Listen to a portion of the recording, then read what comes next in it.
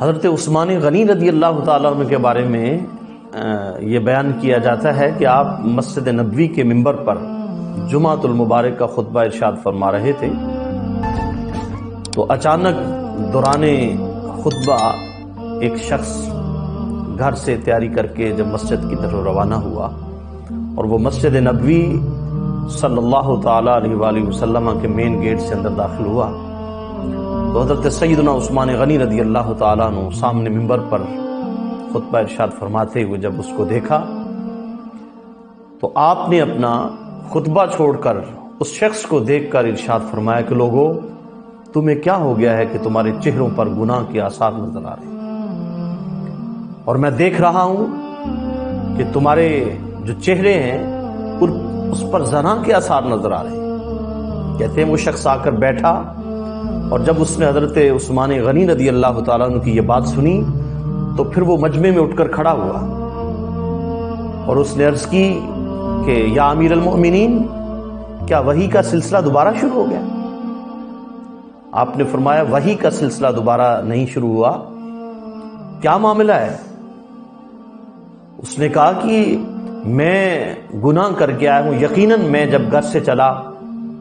تو میں نے ایک عورت پر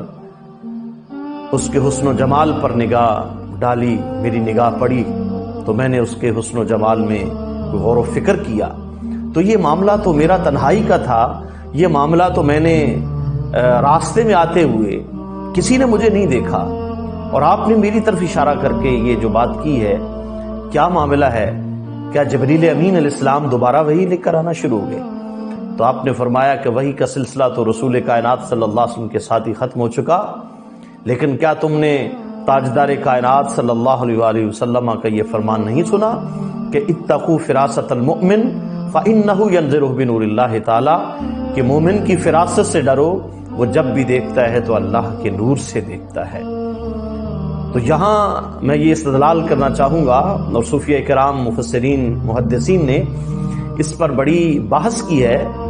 کہ یہ شان ہے خدمتگاروں کی، سردار کا عالم کیا ہوگا؟ یہ تو امیر المؤمنین حضرت عثمان غنی رضی اللہ تعالیٰ عنہ کی شان ہے کہ ممبر رسول پر بیٹھے ہیں اور وہ شخص باہر سے گھر سے چلا ہے جمعۃ المبارک کی تیاری کر کے، تو اس کے جو احوال ہیں، جو کچھ اس کی حرکات و سکنات ہیں، وہ ایک مومن ممبر رسول پر بیٹھ کر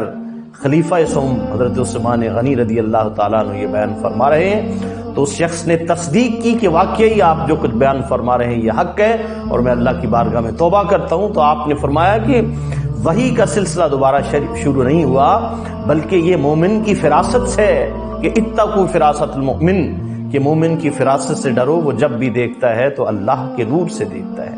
تو اللہ نے اپنے نیک بندوں کو یہ طاقت عطا فرمائی ہے،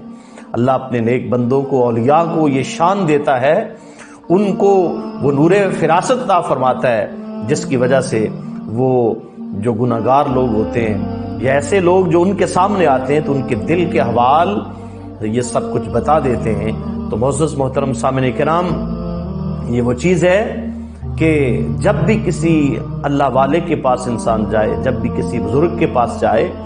تو انسان کو چاہیے کہ اپنا دل پاک کر کے جائے، اپنے خیالات اور تصورات کو پاک کر کے نیک شخص کی بارگاہ میں جائے۔ ویسے تو ہر وقت ہی انسان کا دل پاک ہونا چاہیے،